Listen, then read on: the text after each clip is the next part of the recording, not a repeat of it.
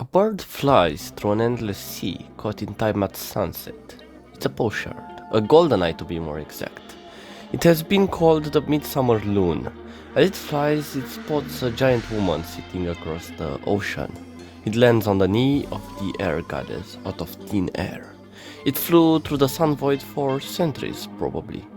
This bird takes a good look at the goddess and then creates its nest on the knee of Ilmatar. She sits in the middle of the endless ocean contemplating the stars, but she allows the bird to build its nest atop herself. The bird lays 3 golden eggs, and all was calm. Until the goddess shook her leg, the eggs started rolling down from a big tree which had formed. Shake left, shake right, go east, go west. Everything went rogue as the eggs each rolled in different directions, leaving divine energy across the universe. The earth is created from the shards of the eggs. The egg white flowed west, forming the cold and the ice. The shell became the earth and the mountains. The yolk flowed east, becoming heat and flame. Finally, the egg hatched and it came nature. Nature created the laws of nature, of course. Set the animals, meadows, rivers, hills, and mountains. 7 days and 7 nights passed 7 times. Nature worked by itself. It looked at its creations and was satisfied with them. There was harmony in the world. The second egg hatched, and from it magic was born. It looked like a creation of nature and gave them a soul. But not only that, but animals and materials too. The burden of the soul refined and twisted the creations of nature. Nobleness of gold gave it its shine. Indolence of mud gave it its pungent smell. Magic broke the laws of nature. Nature and magic began to argue how the world ought to be. The last egg hatched, and from it technology was born. Technology gave animals of nature the ability to use machines and devices. The world was unbalanced. This is only the beginning to one of the most clinically insane and utterly deranged roguelikes I've played. This is also partially the beginning of the Kalevala, but that's besides the point. This is Noita.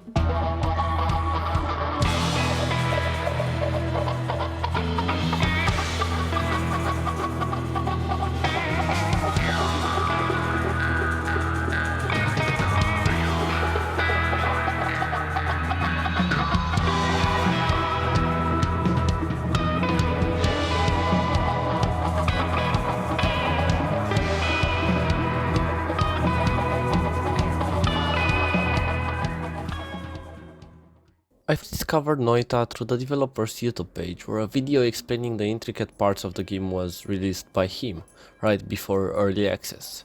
I was immediately hooked by the dynamic physics engine, as it reminded me of games like Powder Game, which I used to play when I was little. The way substances interacted and blended opened a floodgate of memories for me.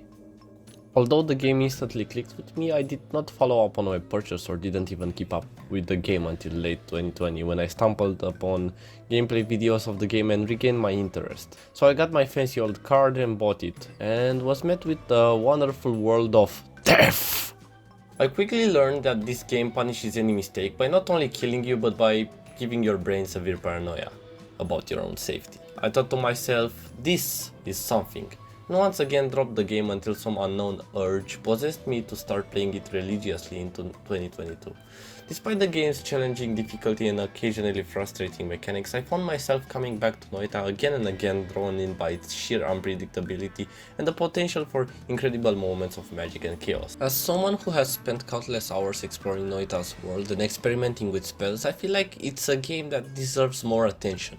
I also believe that Noita has a lot to teach us about game design and the potential for emergent gameplay, but that's a topic for another time. Perhaps, most importantly, I want to share my love for the lore of this game with others who may not have heard of it. But in order to do that, I believe having a basic understanding of how the game works is required. As such, I'm about to do a short summary of that. So, what is the game all about anyways? Noita is a game that combines the elements of roguelikes, action games and physics-based sandbox games in a unique and exciting way. The game takes place in a procedurally generated world made up of pixels, where players take control of a wizard who can cast a variety of spells using different combinations of elements. The world of Noita is highly interactive, with every pixel being simulated in real time. What every pixel is simulated basically means is you could technically die from one pixel of acid hidden somewhere on the screen, which is funny for others but not so funny for yourself usually. In Noita, players must navigate through various levels filled with dangerous enemies and environmental hazards, all while collecting gold and upgrading their spells. Each playthrough is unique as the levels are generated randomly and the behavior of the game's physics engine can create rather unpredictable situations. Sketch delay though. Oh, No, I don't let's think I don't think you need it. Yeah, it's the capacity's asked. Ouch. Okay, then I'm gonna fire this and possibly murder Are you, myself. bro? Oh my god, what the fuck? What are you doing? For example, polymorphing is a substance that turns the player into an easily murderable sheep and removes a lot of movement abilities from the player, leaving them to take one shot from anything. Now, if we were to combine that with acid, which melts things, I need, wait, so if I add the expiration trigger on top of the gamma, you have, Something with it. I fucked up my wand, wait, let me, What's about? While what I've explained sounds at least relatively simple, this game is filled with a ton of secrets, and I mean there's more secrets than gameplay here, but I'll go through that a bit later. For now, let's talk about the gameplay loop. The game's main way of progressing is going down these portals at the bottom half of the level, which makes you transition into a holy mountain, which is a safe spot where you can rest a bit, edit your wands, buy stuff and pick a perk. In addition to wand customization, the Holy Mountain is also home to a selection of shops which have in them either wands or spells and a health refresh, as well as a spell refresh for the few spells that are limited. The Holy Mountain serves as a vital hub in Noita's gameplay loop, as it's where most of your time will go into planning on how you'll approach the next level or not. You could just rush in and die. The Holy Mountain can be broken when left, but like broken in a bad way, if that makes sense. If you leave through the top, it collapses and you can't edit inside it anymore. There are ways to go around this, but you end up running the risk of angering the gods. As a result, they will send powerful skeletal sorcerers after you, which you may or may not survive. So you go down, down, down, down until you reach the last level. Deep inside the laboratory, a terrifying creature called Kolmi-sama lurks, guarding the precious sample. It's like a giant spider with 3 eyes, and it attacks by shooting lots of dangerous things at anyone who tries to get close. The sample is a cog that helps complete the machine inside the work, which is where your game will likely end. It is to be noted that the final boss does get stronger with each orb the player collects. What are orbs? Basically secrets. There's 11 of them around the map. Each one of them unlocks spells upon pickup. After you've unlocked the spell on subsequent runs, it gives you a 25 health up. When you finally defeat Komi-sama, you unlock the path to the work, completing the work here by slotting in the item from the boss at the center altar will trigger a huge circular wave that turns the whole world and everything in it into gold, including you, which will likely kill you and give you the victory achievement. The text on the background reads, "What you deserve." What I've listed is the least amount of spoilers you could get for the main route of the game, and at least for now I wouldn't really wish to go into much more detail since there is a lot to be discussed in relation to a lot of the game's more obscure secrets, gameplay wise. I'll let the gameplay parts up to you to figure out, as I'll keep myself to the lore. This could be considered a spoiler, but I guarantee you wouldn't have otherwise figured it out, so let's just move on.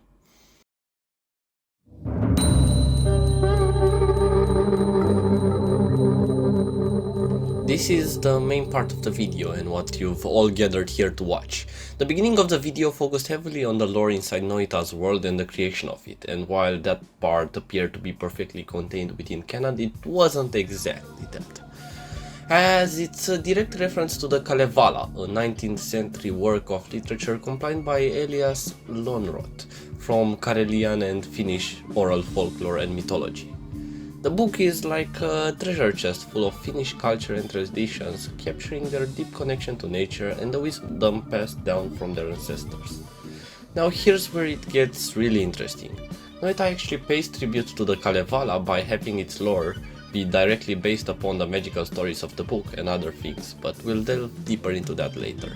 The eggs, the gods, the birth and the creation of the world in Noita are just like the story in the Kalevala. The connection cements the game's existence in a weird prophetical grey zone, if I were to call it so. So in order to fully understand it, I'm going to go through the entirety of the Kalevala while pointing out each of the lore significant parts that tie directly into Noita. First things first, we cannot ignore the lore of creation. We've discussed it in the beginning. It's the story of the goddess, Ilmatar, letting the bird lay 3 golden eggs upon her knee. Although something's off inside Noita's canon, we never hear about the goddess, so her existence is purely speculative. Also, in the original creation story, there is no mention of what was inside said eggs. They are direct parallels to be drawn between nature being at the same time a metaphorical being and a physical one. The character who resembles this the most inside the Kalevala is Taikasauvojen. Although he did not create the animals in the case of the Kalevala, which in Noita, the god of nature that came out of an egg, created. So for the sake of convenience, we'll say that the god inside the egg that gave birth to nature was him. The god of magic is not present in the Kalevala, so we can rule him out as being a Noita only addition. Neither is the egg that contained technology, so that follows the exact same rules. Something very important I've noticed for both manuscripts is the presence of great objects of magical power. To be more exact, the Sampo and the Kantele are both objects of power present in both Noita and the Kalevala and serve similar purposes. Let's focus on the Sampo first. As I've said, the Sampo is the object that needs to be picked up to start the Komi-sama fight and can be used to power the machine inside the work, which turns everything into gold. In the Kalevala, the Sampo is created by the blacksmith Ilmarinen for the Northerner Luhi in exchange for her daughter's hand in marriage. It takes the shape of a handheld mill, producing an unlimited supply of salt, flour and gold. However, regret soon fills Ilmarinen's heart as his homeland suffers from famine, while the Northerners enjoy an easy life. Attempts are made by Ilmarinen, Lemminkainen and Vainamoinen to steal the Sampo, resulting in a fierce battle with Luhi that causes the Sampo to shatter and sink to the ocean floor. Legend has it that even in its broken state, the Sampo continues to release treasures to this day. While there are differences between the portrayal of the Sampo in Noita and the Kalevala, both versions capture the essence of its significance. In Noita, it serves as a catalyst for crucial events and gameplay progression, symbolizing the pursuit of power and wealth. In the Kalevala, the Sampo stands as a potent symbol of prosperity and represents the eternal longing for abundance and balance in the world. And at the same time, it represents ultimate misunderstood greed.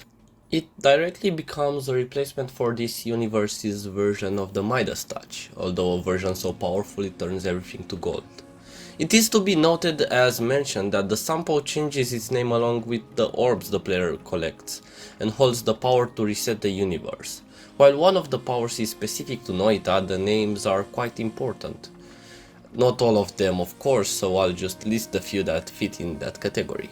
Collecting one orb turns the name of the Sampo into the Salt, which is a direct reference to the unlimited supply of salt and flour the Sampo produces.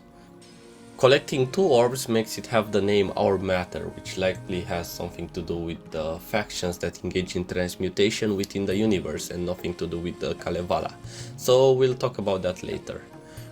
Collecting 3 or 4 orbs makes it have the name Hermes Bird, respectively White Eagle, most likely referring to the creator bird or the pochard in the beginning.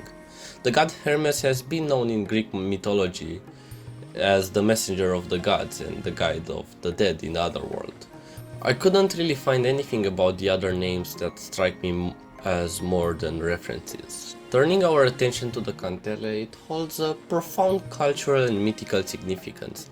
It is a traditional Finnish string instrument typically made with a wooden soundboard and several strings. In the Kalevala, the Kantele is intimately connected to the character Vainamoinen, the son of Ilmatar. Vainamoinen is portrayed as a skilled musician and a sage, known for his mastery of the Kantele. His melodies have the power to calm storms, bring joy and even heal the wounded. In Noita, the Kantele has magical properties that can be used to kind of heal as well, but mostly for questline involving the chests and for damage ones. The coral chest and the dark chest are two objects which can be found in the cloudscapes and deep under the volcanic lake respectively. Each chest sits upon a large altar, with the coral chest bearing a statue that possesses a striking resemblance to Komi-sama, and the dark chest altar bearing a statue that possesses a striking resemblance to a human skull. The runes on both altars seem to translate to death, repeating. The in-game alchemists were aware of at least the dark chest's existence and how to open it, as it is evidenced by the alchemist's notebook found in the overgrown cavern, which contains the notes required to open the dark chest, claiming that the one below listens to my songs.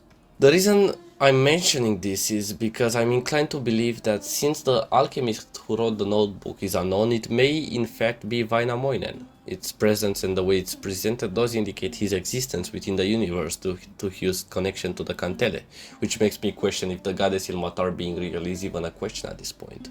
But due to the fact alchemy is never mentioned within canon of the Kalevala, we can assume that Vainamoinen, being a powerful sage, also means he was a half-decent alchemist, leaving this note to be left by him in relation to his Kantele, which was hidden inside the giant tree. And I'm probably wrong, since alchemists are faction and gods or even children of gods would not take part of a faction. This is just a random alchemist that happened to find this out of pure luck. Also, the fact you can cast the note spells with just about anyone leaves the Kantele to be just a normal, specific to Finnish culture. Although the notes are named Kantele notes in game, that just specifies the instrument they are supposed to be used on. It's not like Vainamoinen's existence removes the possibility of that being his Kantele, but it significantly reduces it. The crystal key also being in possession of the alchemist indicates that the faction was most knowledgeable of the chests. There is one point to be made that the Kantele in the tree works as a magic wand, as such rendering it as being a magic Kantele, which fits perfectly into the story of Vainamoinen, and renders him as existing inside the universe.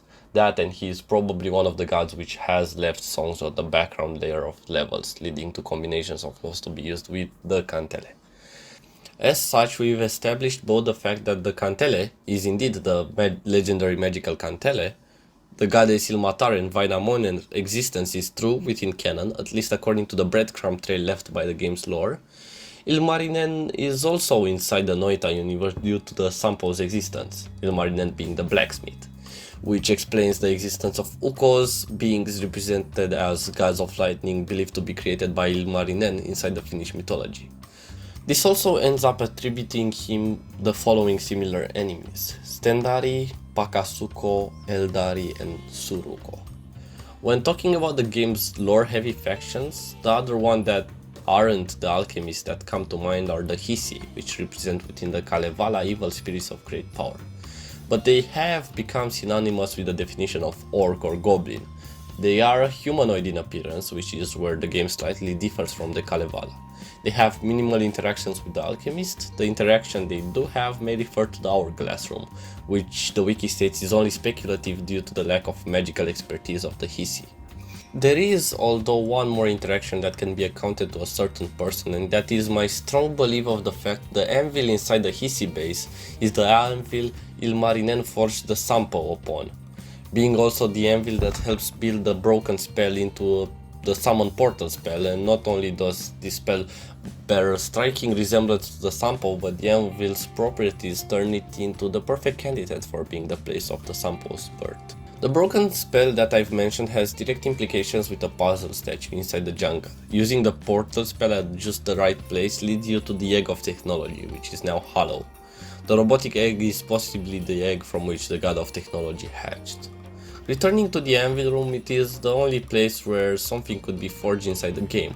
It possesses magical properties, and this may signify the fact that he might have built their base around the anvil itself, or even signify Ilmarinen's implication with the alchemists due to its position relative to the hourglass room. We are effectively done with the part of the lore that involves named gods, since we've explored every nook and cranny of that possibility, and we've arrived at the conclusion that the noteworthy gods that are present inside Noita are the following: Ilmatar, Vainamoinen, Ilmarinen, Samstapelerövinen, the unnamed god of magic, and the god of technology. But the gods still take a huge chunk of the lore. They are still prominent inside the game, but this time we cannot mention which ones are speaking to us. A lot of the leftover god lore relates to highly interpretable messages hidden around the map. The gods often leave messages inside the background layer similar to this. Devoted seeker, after true wisdom, know this, we are watching you. These messages range from asking the real purpose of your god to calling you clever, calling your god the real monster, and calling you out for breaking the environment. The real purpose behind these messages remains unknown, and who is referring to who remains one of the big unsolved mysteries of Noita. What do you worship? You don't even know it. You think you know the answer, but you don't. You think the treasure will satisfy you, but it won't. You don't even know what you're seeking. You think you do, but you don't. We've reached our last monolith of the lore, the last pillar of important information that directly ties into it, the Emerald Tablets. The in-game Emerald Tablets are references to the real Emerald Tablet, which is occasionally referenced in the occult, alchemical and esoteric contexts. The Emerald Tablet, also known as Smaragdine Tablet or the Tabula Smaragdina, is a compact and cryptic hermetic text which was highly regarded by Islamic and European alchemists as the foundation of their art. The Emerald Tablets are said to contain profound wisdom and teachings about the nature of reality, the secrets of the universe, and the spiritual path to enlightenment. They are believed to be written in a cryptic and symbolic language, often described as the language of the gods, which requires deep contemplation and understanding to unlock their hidden meanings, but they also tie directly into Noita's lore. Well, all but one, which is a Monty Python reference. One of the first Emerald Tablets inside the game takes into account alchemist lore and builds upon it by cementing the existence of hell. The first Emerald Tablet has had its translation done by Isaac Newton in real life and is found among his alchemical papers that are currently housed in the King's College Library at Cambridge University, which is quite interesting. It is true without lying, certain and most true, that which is below is like that which is above, and that which is above is like that which is below. To do the miracle of one only thing, and as all things have been and arose from one by meditation of one, so all things have their birth from this one thing by adaptation. This passage reflects the principle of correspondence, a fundamental concept in alchemy and esoteric philosophy. It suggests a deep interconnectedness and similarity between the microcosm and the macrocosm, emphasizing the unity and harmony of the universe. The phrase "that which is below is like that which is above, and that which is above is like that which is below" implies that the realms above and below, or the spiritual and material planes, share similarities and mirror each other. The tablet also mentions the miracle of one only thing, which refers to the concept of the Philosopher's Stone in alchemy. In the context of Noita, this tablet solidifies the existence of hell within the game's lore. It implies that the realms below, such as hell, share a connection with the realms above, possibly indicating a balance or reflection between different dimensions. It hints at the idea that the world of Noita is a complex and interconnected web of realities, influencing the other in profound ways. This does relate directly to the way parallelism is brought up inside the Kalevala as a stylistic feature of repeating the idea presented in the previous line, often by using synonyms rather than moving the plot forward. The interconnected web of realities and the parallelism inside the game are indeed what you'd call callbacks, and hints at the existence of parallel worlds inside the game.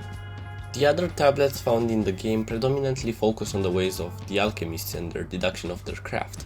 They emphasize the secrecy and hidden knowledge associated with alchemy, suggesting that true alchemists devote themselves to their art and guard their wisdom from those who do not show the same commitment.